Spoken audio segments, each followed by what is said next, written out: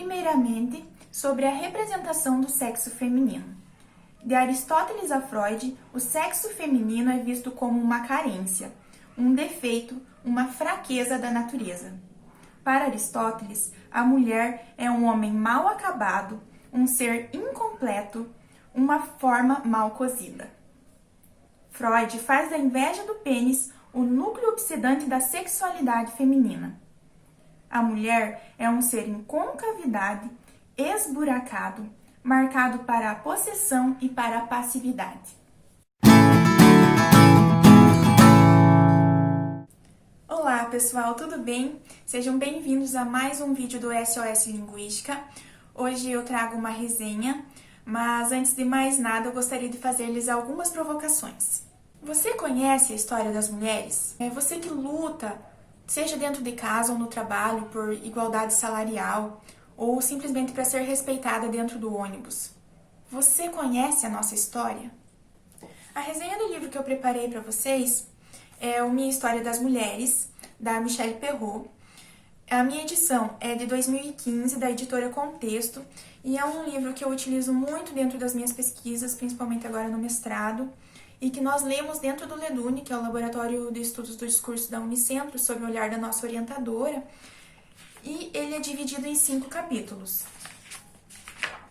O Escrever a História das Mulheres, o Corpo, a Alma, o Trabalho das Mulheres e o Mulheres na Cidade.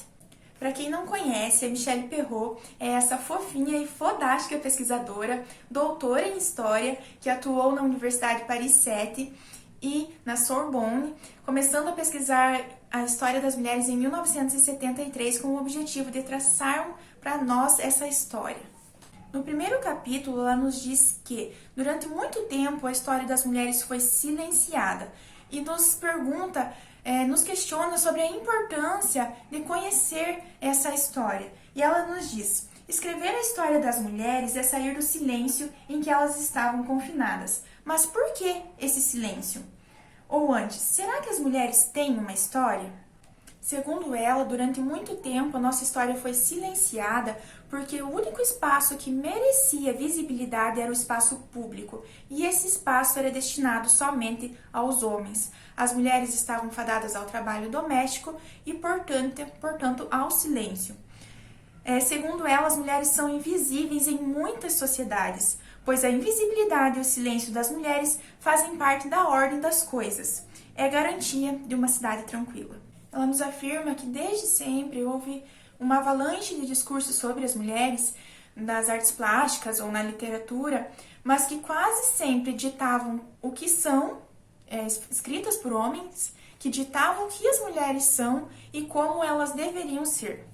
E isso fazia com que elas fossem observadoras de si mesmas e não produtoras de seus próprios discursos. É só então, a partir da emergência do feminismo, que elas entram, que elas começam a escrever sua própria história, suas próprias subjetividades, e a partir, então, da criação da primeira imprensa feminina no século XVIII, que elas passam a falar sobre moda, e então iniciam outros formatos de discurso sobre as mulheres. No segundo capítulo, o Corpo, Perrault nos diz que a mulher não só era educada para os trabalhos domésticos, como também era educada aos moldes da igreja.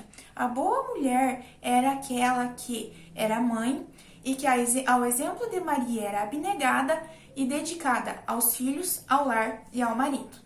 Ela ainda nos fala sobre como o cabelo tornou-se um símbolo de sexualidade, sobre como cortá-los tornou-se forma de emancipação, e quais os medos que a sexualidade feminina incitava e incita em diferentes épocas. No terceiro capítulo, a autora nos explica que a partir do século XVII, as mulheres, quando questionavam o poder dos clérigos, o poder da igreja sobre a vida delas e a diferença entre os sexos, elas eram consideradas hereges e feiticeiras. E então ela nos diz que, enfim, elas têm contato com o diabo. O diabo cuja existência foi estabelecida e cuja teologia foi desenvolvida pelo Concílio de Latrão. A feiticeira é filha e irmã do diabo. Ela é o diabo, seu olhar mata. Ela tem mal olhado, tem pretensão ao saber, desafia todos os poderes, o dos sacerdotes, dos soberanos, dos homens e da razão.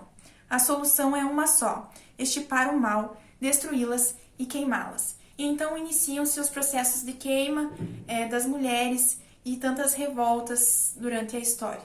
Perrault também nos fala sobre como, quase que em uma linha do tempo, como a mulher saiu do espaço do lar e como ela vai para as fábricas, para as linhas de costura, para as salas de enfermagem e torna-se também professora. No 5º capítulo, Mulheres na Cidade, a Perrault nos fala que a política foi sempre um espaço masculino e a mulher não era considerada em muitas sociedades um indivíduo com direitos jurídicos. Portanto, ela não tinha o direito de participar deste espaço. Na polis grega, por exemplo, segundo ela, colocar a mulher dentro da política era colocar toda a polis em risco. E ela nos diz ainda que ser uma mulher na política, ou ainda ser uma mulher política, parece a antítese da feminilidade, a negação da sedução, ou ao contrário, parece dever tudo a ela. Daí os bloqueios, as resistências que atingem ao mesmo tempo o governo e a representação.